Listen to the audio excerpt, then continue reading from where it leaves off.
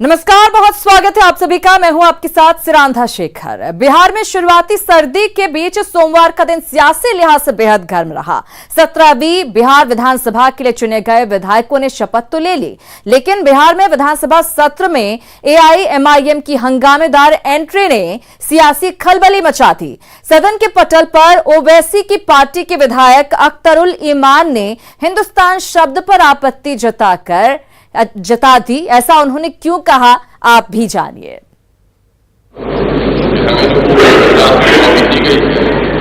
भारत की जगह पर हिंदुस्तान शामिल रखा गया है संविधान में। भारत के लोग भारत का संविधान, इसलिए मैं भारत की आदत को जो मैं भारत के नाम से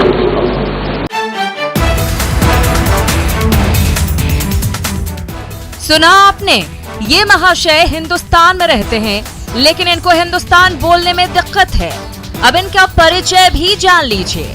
नाम है अख्तरुल ईमान और एआईएमआईएम के विधायक हैं।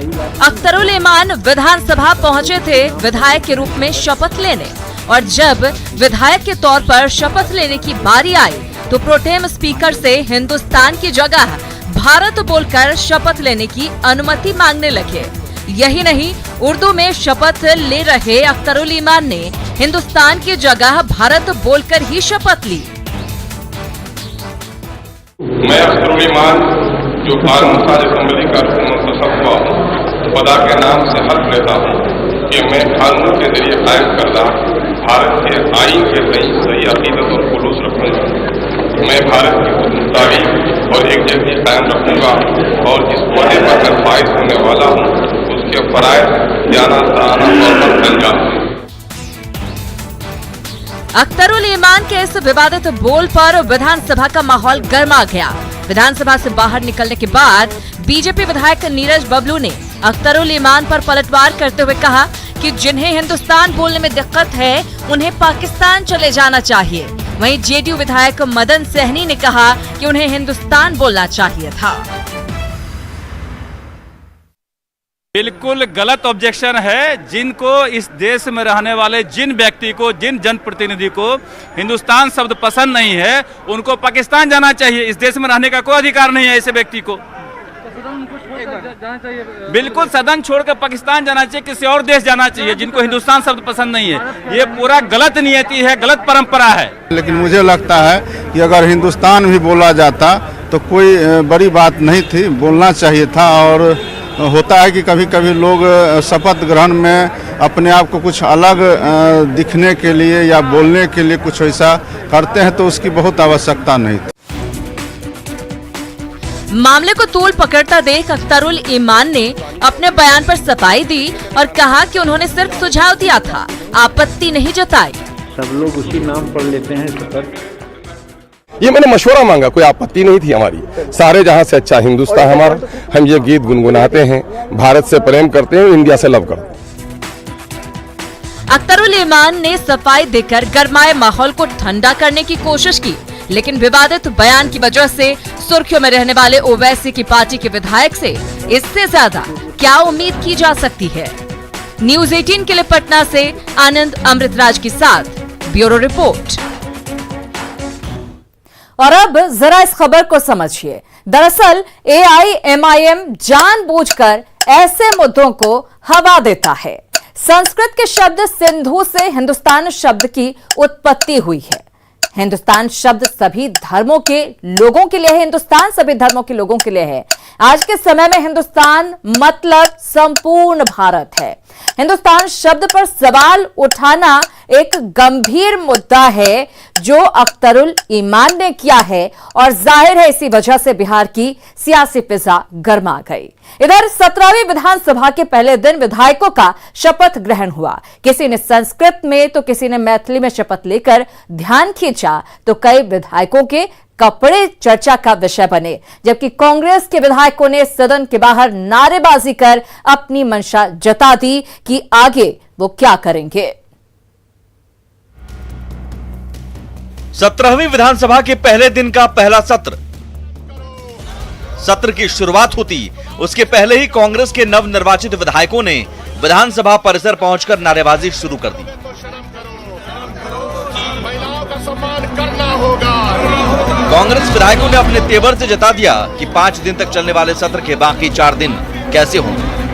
तो ये जरा देखिए कि यहाँ पे जो बैनर पोस्टर लगे हैं वहाँ पे गुलनाज को इंसाफ दो, जुल्म जाति की सरकार नहीं चलेगी, महिला विरोधी नीति सरकार शर्म करो, तमाम जो नारे हैं वो लिख के सारे कांग्रेसी नेता यहाँ पे पहुंचे हैं और सत्र के पहले दिन ही यहाँ पे हंगामेदार शुरुआत हुई है।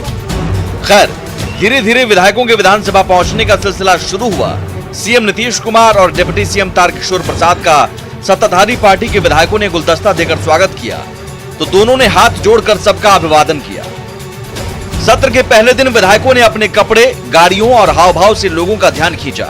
ढाका से बीजेपी विधायक पवन जायसवाल जय श्री राम का पट्टा पहनकर विधानसभा पहुंचे तो मिथिलांचल के 2 विधायक हरिभूषण ठाकुर बचौल और मुरारी मोहन केसरिया वस्त्र और पाग पहनकर सदन पहुंचे। सबसे ज्यादा ध्यान पहली बार जीतकर विधानसभा पहुंचे विधायकों ने खींचा।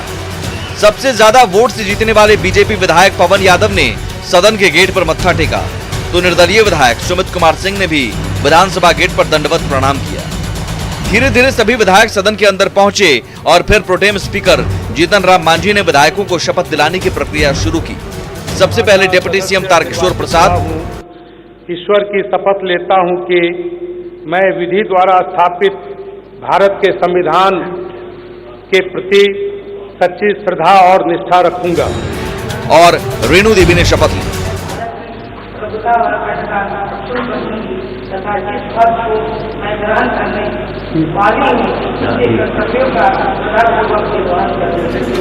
और उसके बाद मंत्रियों का शपथ ग्रहण शुरू हुआ। विजय कुमार चौधरी मंत्री। मैं विजय कुमार चौधरी जो विधानसभा का सदस्य निर्वाचित हुआ हूँ।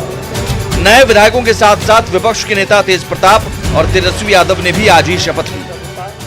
और अखंडता अक्षुण्ण रखूंगा तथा जिस पद को मैं ग्रहण करने वाला हूं उसके कर्तव्यों का श्रद्धापूर्वक निर्वहन करूंगा। विधायकों के शपथ ग्रहण का सिलसिला मंगलवार को भी जारी रहेगा। पहला दिन तो किसी तरह बिना हंगामे के निकल गया, लेकिन आने वाले दिनों में पक्ष विपक्ष के बीच जबरदस्त बहस होने की पूरी संभावना है। न्यूज 18 के लिए पटना से आनंद अमृतराज और रवि एस नारायण के साथ ब्यूरो रिपोर्ट।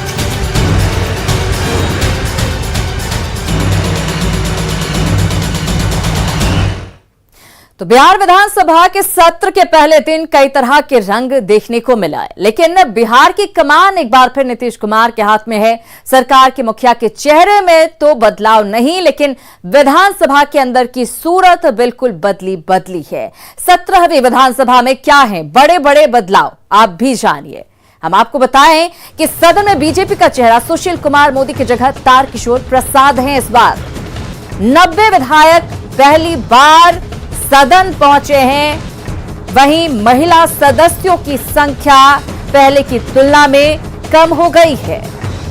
पिछले सदन तक 28 महिला विधायक यहां पर हुआ करती थी। इस बार सदन में सिर्फ 26 महिलाओं के चेहरे ही दिखेंगे। इस बार मुस्लिम सदस्यों की संख्या भी कम हो गई है। सदन के भीतर एनडीए की ओर से एक भी मुस्लिम सदन में नहीं है। पहली बार जेडीयू से कोई मुस्लिम सदन में नहीं पहुंचा है। 10 साल के बाद बसपा की सदन में वापसी हुई है और एआईएमआईएम के 5 विधायक पहली बार सदन में पहुंचे हैं। तो सदन के भीतर की तस्वीर सीएम के चेहरे को छोड़ दें तो काफी बदली है। इधर सत्र के पहले दिन बीजेपी विधायक अलग अलग रंग में विधानसभा पहुंचे। ढाका से बीजेपी विधायक पवन जायसवाल जय श्री राम का पट्टा पहनकर विधानसभा पहुंचे तो मिथिलांचल के 2 विधायक हरिभूषण ठाकुर बचौल और मुरारी मोहन केसरिया वस्त्र और पाग पहनकर सदन पहुंचे। जो मिथिला की पहचान है। जय श्री राम धर्म है, पहला दिन है, भगवान की कृपा थी, नीचे वाले की कृपा थी, जनता और जनार्दन दोनों की कृपा थी, तो जनता ने तो भेज दिया है जनार्दन को भी।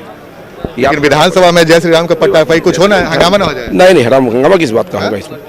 मेरा धर्म है और ईश्वर की कृपा है, सबको ईश्वर को मानते हैं, दिक्कत क्या है इसमें। और मिथिलांचल में पाग दुपट्टा ये सब सम्मान का प्रतीक है और मिथिलांचल आप जानते ही हैं कि बुद्धि विद्या में आगे है, थोड़ा आर्थिक स्थिति में पीछे है, तो इसके लिए ध्यान आकृष्ट करने के लिए आप सबों का हम लोगों ने अपने परंपरागत वेशभूषा में आना पसंद किया है। हम लोग का भारतीय जनता पार्टी का भगवा वस्त्र जो है और हिंदू धर्म में इसका अपना स्थान है, अपना महत्व है, इसलिए इसको हम धारण करके आज विधानसभा में चूंकि पहली बार जीत कर आए हैं, इसलिए इसको धारण करना हम उचित समझे।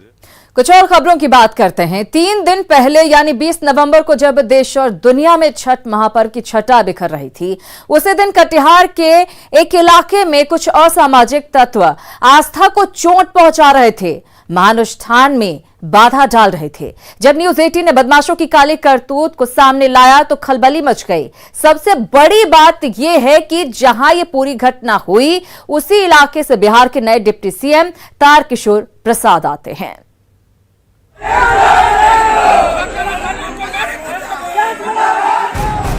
जब पूरा देश छठ का महापर्व मना रहा था, कटिहार के हाथी दियारा गांव में कुछ बदमाश महापर्व के अनुष्ठान में बाधा डालकर बवाल मचा रहे थे। हंगामे की ये तस्वीर 20 नवंबर की है, जब कुछ असामाजिक तत्वों ने छठ घाट पर तोड़फोड़ की थी। छठ जैसे महापर्व की आस्था पर चोट पहुंचाने की कोशिश की थी, लेकिन न्यूज 18 की खबर के बाद अब प्रशासन में खलबली है। पूरा मामला क्या है, 2 दिन बाद गांव के हालात क्या हैं, ये जानने के लिए न्यूज 18 की टीम हाथी दियारा गांव पहुंची। न्यूज 18 की टीम उस शख्स के पास पहुंची जिसने उस दिन आस्था को चोट पहुंचाने वाला वीडियो अपने कैमरे में कैद किया था और बदमाशों की काली करतूत को सबके सामने लाया था। वीडियो हमने बनाया है, वीडियो बनाकर हमने वायरल किए हैं। पहले भी घटना करा था, छठ पर्व में भी घटना किया है ऐसा, इसलिए सूचना चाहते हैं और वीडियो बना के वायरल किए हैं कि यहाँ के जितना मुस्लिम भाई लोग हैं सब मेरे पर नजर डाल के रखा है कि यही लड़का ने अखंड फैलाया है। और मेरे माता बहनों से सबसे निवेदन करके हम लोग वीडियो बना के चढ़ाए हैं। अभी क्या हालत है? अभी तो हालत जो 7 आदमी को जो नाम दिए हैं उसका तो अभी तो कोई एफआईआर नहीं हुआ है। अब देखा जाए, जल्द से जल्द हम लोग को चाहिए। क्या किसी तरह की कोई धमकी वगैरह कोई? हाँ, धमकी देता है कि यही लड़का ने वीडियो किया है, इसी का देखा हुआ जाएगा जब नाम आएगा तो क्या मन में डर? हाँ, मन में तो पूरा अभी हम लोग को डर है, क्योंकि हम लोग यहाँ 10 घर वही रास्ता से जाते हैं, वही रास्ता से आते हैं। अगर इसका बीच में किधरों हम लोग को घुसा देगा तो पता नहीं चलेगा कि हम लोग कहाँ। तो मौजूद है यहाँ? हाँ, प्रशासन यहाँ पे मौजूद है रास्ते में। आज प्रशासन कल नहीं रहेगा तो परसों नहीं रहेगा तो प्रशासन हम लोग को कितना दिन तक देगा? प्रशासन आज है, कल नहीं है। वीडियो बनाने वाले दिनेश शाह को अब बदमाश धमकी दे रहे हैं, लिहाजा घटना के 3 दिनों बाद हाथी दियारा गांव में दहशत का माहौल है। खौफजदा परिवारों ने न्यूज 18 से अपना दर्द साझा किया और बताया कि उन लोगों के साथ अक्सर ऐसी घटनाएं होती रहती हैं। 20 नवंबर को क्या हुआ था, आप भी उसकी पूरी सच्चाई जानिए। जब पूजा कर रहे हैं, जब पानी से जब हम निकल रहे हैं, सब परबतनी बाहर निकल को कपड़ा चेंज कर रहा है, तो मुस्लिम वहाँ जो है कम से कम 50 गो होगा कि बेसिए होगा, हम लोग नहीं गिने हैं। तो जितना लेडीज कपड़ा चेंज कर रहा है सबका वीडियो बना रहा है। उसी में से 1-2 आदमी जब बोलने गया कि हम लोग का इज्जत नहीं है, काहे वीडियो बना रहे हैं, इसी में वो लोग हाथापाइयाँ करने लगा। रोतारा थाना के हाथी दियारा गांव में हिंदू समुदाय के महज 25 परिवार हैं, जिस कारण कभी उनके धन पर आघात पहुंचाया जाता है तो कभी उनके खेत खलिहानों को जोत लिया जाता है और अवैध तरीके से कब्जा कर लिया जाता है। लोगों का कहना है कि इस बाबत कई बार प्रशासन से फरियाद भी लगाई गई है, लेकिन नतीजा सिफर रहा। बहुत दिक्कत से रहते हैं, हमको चारों पीटा के हमको बुढ़ा तो मर गया, हम मसमस हैं। हमको जमीन 4 कट्ठा हमको रसीद भी छीन लिया है और रात में टिप्पा लिया है। कौन लिया है? तहसन और मुझको जमीन पर पारो बुढ़िया है ना, इसको 4 दिन इसको तंग किया। इधर 2 महीना पहले, 4 महीना पहले जिसकी किसी घर में 4 दिन सुता डर से, लेकिन उसका पीछे लगा हुआ था। जिस दिन उसको घर में मिला वो उसको पकड़ के बोला कि तुम टिप्पा देगी कि नहीं देगी, नहीं तो तुमको जान से मार देंगे। मार देने के धमकी से वो टिप्पा दी। जब न्यूज 18 ने खबर दिखाई तो प्रशासन में खलबली मच गई। अब पुलिस के जवान गांव में कैंप कर रहे हैं। यह है चौकीदार सुखदेव पासवान, जिनके बयान पर 7 लोगों के खिलाफ एफआईआर दर्ज की गई है। सुखदेव पासवान की माने तो मामला गरमाने के बाद सारे उत्पाती अभी शांत हैं, लेकिन गांव के लोगों में दहशत है। 20 नवंबर को छठ के दौरान कुछ असामाजिक तत्वों ने रोतारा थाना के हाथी दियारा गांव में उपद्रव मचाया था, जिन्होंने छठ के घाट पर तोड़फोड़ किया था और वीडियो बनाने की कोशिश की थी। इसके बाद से गांव में दहशत पैदा हो गया था। हालांकि अभी 5 पुलिसकर्मी यहां पर मौजूद हैं और तब से ही ड्यूटी दे रहे हैं। हमारे साथ हैं सुखदेव पासवान। इनके आवेदन पर रौतारा थाना में एक प्राथमिकी भी दर्ज हुई है। आइए इनसे बात करते हैं कि क्या हुआ था और इन्होंने क्या दर्ज करवाई, बताइए। हम लोग सब तब थाना पे जब खबर किए तो थाना से बड़ा वो हम लोग को ले गए, देखते गाजू समूचा गिरल है, गिरल तो फिर सब कुछ करके व्यवस्था करके भरा, हम लोग वहाँ पर रह गए। रह जाने बस फिर सुबह शॉर्ट कड़ा करके 7:30 बजे लग बस घाट से लेकर के तब लोग घर तक पहुँचाए। हम लोग उस टाइम से यहीं रह गए। अभी क्या है स्थिति यहाँ की? अभी तो सर ठीक है, अभी उतना भी लोग आन जान इधर नहीं कर रहा है। दहशत अभी भी है जी, दहशत भीतर सब है, लेकिन उतना आन जान लोग इधर नहीं करता है। फिलहाल अभी गांव का माहौल शांत है। पुलिस का दावा है कि जल्द ही आरोपी शिकंजे में होंगे। अभी कंप्लीट शांत है, कहीं दिक्कत नहीं है और हम लोग जो शरारती तत्व था उसको गिरफ्तार शीघ्र ही करेंगे, 1-2 दिन में कर लेंगे और दोनों पक्षों पर निरोधात्मक कार्रवाई के लिए जो साहब के यहाँ से नोटिस जारी कर दिया गया है और उसमें भी हम लोग बाउंड डाउन करेंगे दोनों पक्षों को। गांव में सब कुछ शांत है, लेकिन गांव की शांति में भी हजारों सवाल तैर रहे हैं, जिसका जवाब पुलिस और प्रशासन को देना होगा। न्यूज़ 18 के लिए पूर्णिया से कुमार प्रवीण की रिपोर्ट। न्यूज़ 18 बिहार झारखंड पर खबरों का सिलसिला लगातार जारी है, बने रहिए हमारे साथ।